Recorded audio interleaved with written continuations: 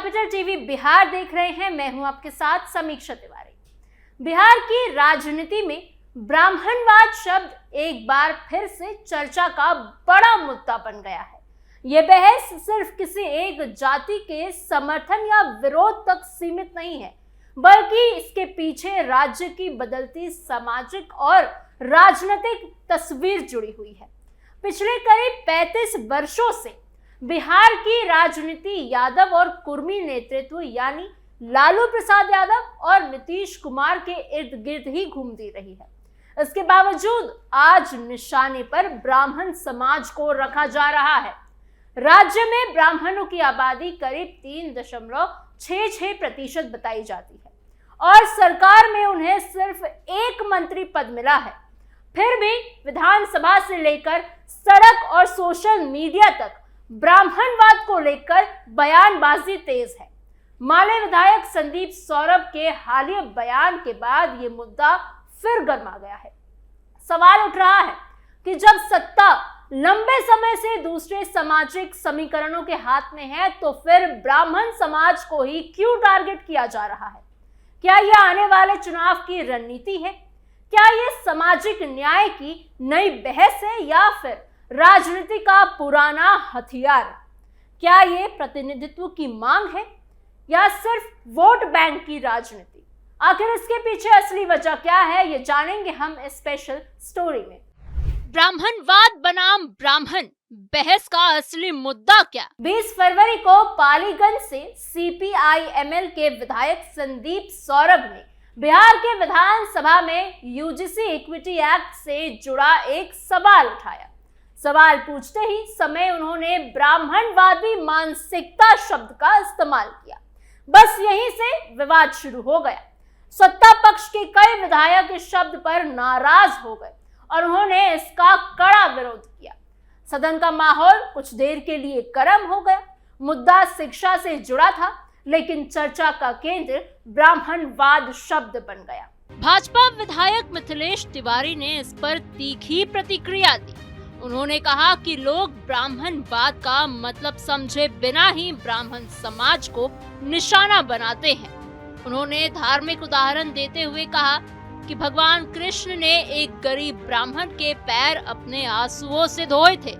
उन्होंने ये भी कहा कि बिना ब्राह्मण के ना शादी होती है और ना ही श्राद्ध। साथ ही उन्होंने काशी हिंदू विश्वविद्यालय का जिक्र करते हुए कहा कि एक ब्राह्मण ने भिक्षा मांगकर इस बड़े संस्थान की स्थापना की, जहां आज लाखों छात्र पढ़ाई करते हैं।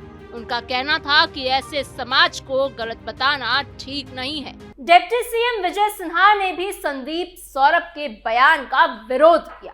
बढ़ते विवाद को देखते हुए विधानसभा अध्यक्ष ने कहा कि कार्यवाही से ब्राह्मण शब्द हटा दिया जाए। बाद में आरजेडी विधायक आलोक मेहता ने सफाई दी। उन्होंने कहा कि संदीप सौरभ ने किसी जाति का नाम नहीं लिया, बल्कि ब्राह्मणवाद शब्द का इस्तेमाल किया, जो एक सोच या विचारधारा है, कोई जाति नहीं है। ब्राह्मणों को टारगेट कर अपने वोटरों को एकजुट रखने की कोशिश की बात भी इस पूरे विवाद के सामने आ रही है।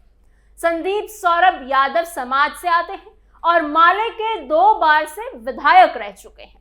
उन्होंने JNU से MPhil और PhD की पढ़ाई की है। छात्र राजनीति से उनका राजनीतिक सफर शुरू हुआ। कैंपस की बहसों और आंदोलन के बीच उन्होंने अपनी पहचान बनाई।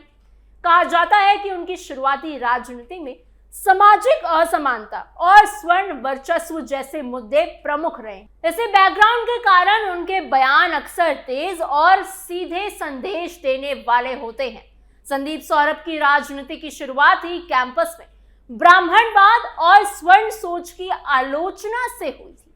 वो कहते हैं कि करीब पिछले 20 साल से उनकी सहयोगी पार्टी आरजेडी सत्ता से बाहर है। 2025 के विधानसभा चुनाव में भी विपक्ष का प्रदर्शन अच्छा नहीं रहा। महागठबंधन सिर्फ 35 सीटों पर सिमट गया, जबकि माले 12 से घटकर 2 सीटों पर आ गई। ऐसे नतीजों के बाद पार्टी के सामने अपने कार्यकर्ताओं का मनोबल बनाए रखना बड़ी चुनौती मानी जाती है। जब प्रदर्शन कमजोर होता है तब पार्टियां अपने कोर वोटरों को फिर से एक्टिव करने की कोशिश करती है। इसके लिए तेज और आक्रामक बयान दिए जाते हैं। उनके मुताबिक जाति का मुद्दा सबसे जल्दी असर करने वाला मुद्दा होता है। माले की राजनीति लंबे समय से स्वर्ण वर्ग की आलोचना पर ही टिकी रही है। पार्टी को लगता है कि उसके समर्थक ऐसे मुद्दों पर खुलकर बोलने की उम्मीद रखते हैं, इसीलिए इस तरह के बयान सामने आते हैं। विपक्ष की नाराजगी बढ़ी, ब्राह्मणवाद बना फिर से राजनीतिक बहस का मुद्दा। पिछले करीब 20 साल से सत्ता से बाहर रहने का दर्द भी आज की राजनीति में साफ दिखता है। कई जानकार मानते हैं कि विपक्ष अपनी नाराजगी और हताशा को तेज बयानों के जरिए सामने ला रहा है। ब्राह्मणवाद शब्द भी इसी बहस का हिस्सा है। इस शब्द का इस्तेमाल अक्सर एक सोच या सामाजिक व्यवस्था के लिए किया जाता है, जिससे इतिहास में ऊंची जातियों के वर्चस्व से जोड़ा गया है। कुछ लोग इसे सोशल इनइक्वालिटी के प्रतीक के रूप में भी देखते हैं, लेकिन कई लोग इसे सीधे ब्राह्मण समाज से जोड़ लेते हैं, जिससे बात और ज्यादा संवेदनशील हो जाती है और विवाद बढ़ जाता है। बिहार में 1990 के दशक में मंडल राजनीति के उभार के बाद ये शब्द ज्यादा चर्चा में आया। उस समय सामाजिक न्याय की राजनीति तेज हुई और सत्ता का संतुलन बदल गया। पिछड़ा और दलित समाज की राजनीति भागीदारी बढ़ी और स्वर्ण वर्चस्व के खिलाफ एक मजबूत नैरेटिव खड़ा हुआ। इस दौर में लालू यादव उभरे। 1990 में जनता दल की सरकार बनी और लालू यादव मुख्यमंत्री बने। उन्होंने स्वर्ण राजनीति के खिलाफ खुलकर बयान दिए। इसका असर भी दिखा और 1995 में जनता दल ने फिर से जीत हासिल की। हालांकि अपने दम पर वो सिर्फ 1995 का चुनाव ही मजबूती से जीत पाए। 1997 में चारा घोटाले के कारण लालू यादव को जेल जाना पड़ा। इसके बाद उन्होंने जनता दल से अलग होकर राष्ट्रीय जनता दल यानी आरजेडी बनाई। 2000 के चुनाव में पार्टी को साफ बहुमत नहीं मिली, लेकिन कांग्रेस के समर्थन से सरकार जरूर बन गई। 2000 के बाद से आरजेडी का कोई मुख्यमंत्री नहीं बन पाया। राजनीतिक समीकरण बदलते रहे, लेकिन स्वर्ण समाज पूरी तरह आरजेडी के साथ नहीं जुड़ सका। यही वजह है कि आज भी सामाजिक समीकरण और पुरानी नाराजगी राजनीति का बड़ा मुद्दा बने हुए हैं।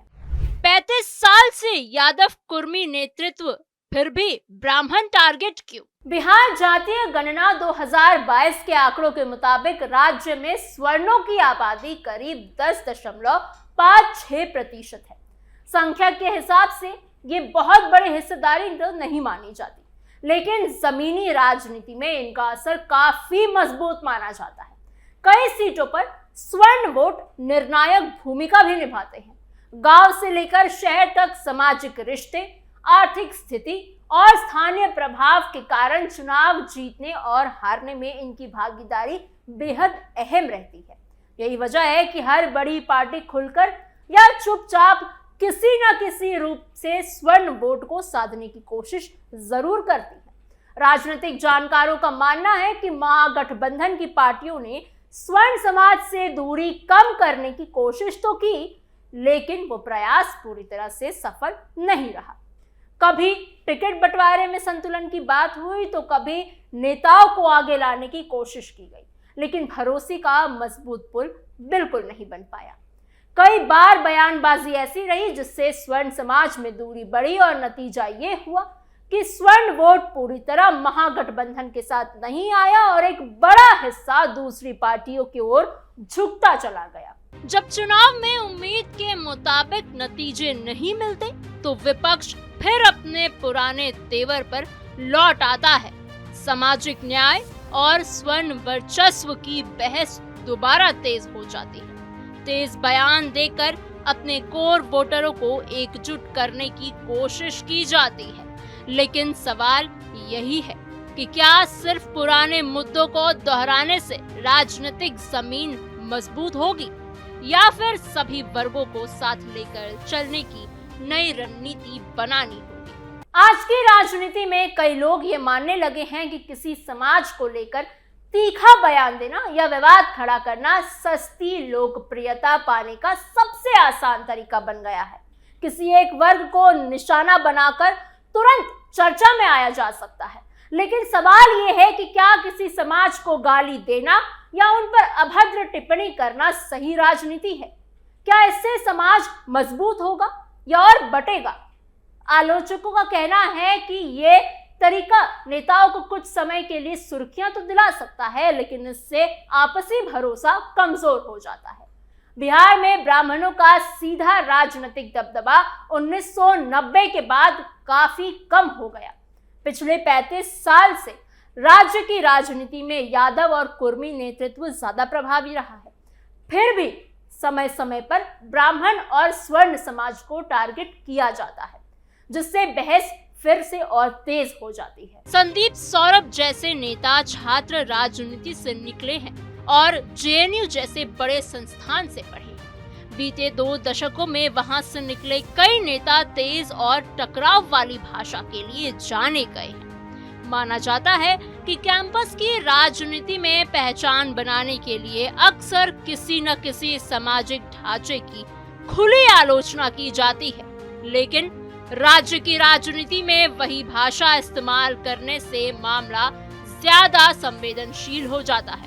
अब अगर बिहार की जातीय तस्वीर पर नजर डालें तो यादव करीब 14.26% है, वहीं ब्राह्मण 3.65%, कोयरी की बात की जाए तो 4.2%, राजपूत 3.45%, भूमिहार 2.85%, मुसहर 3.8% और मुस्लिम आबादी करीब 18% है। यानी हर समाज की अपनी संख्या और अपनी ताकत है। यही सच्चाई बताती है कि बिहार की राजनीति सिर्फ एक जाति या एक वर्ग के सहारे नहीं चल सकती। यहाँ हर समाज का योगदान और भागीदारी जरूरी है। अगर नेता सिर्फ टकराव की राजनीति करेंगे तो समाज से दूरी बढ़ेगी, लेकिन अगर सभी वर्गों को साथ लेकर चलने की कोशिश होगी तो राजनीतिक माहौल भी बेहतर होगा और विकास की बात आगे बढ़ेगी।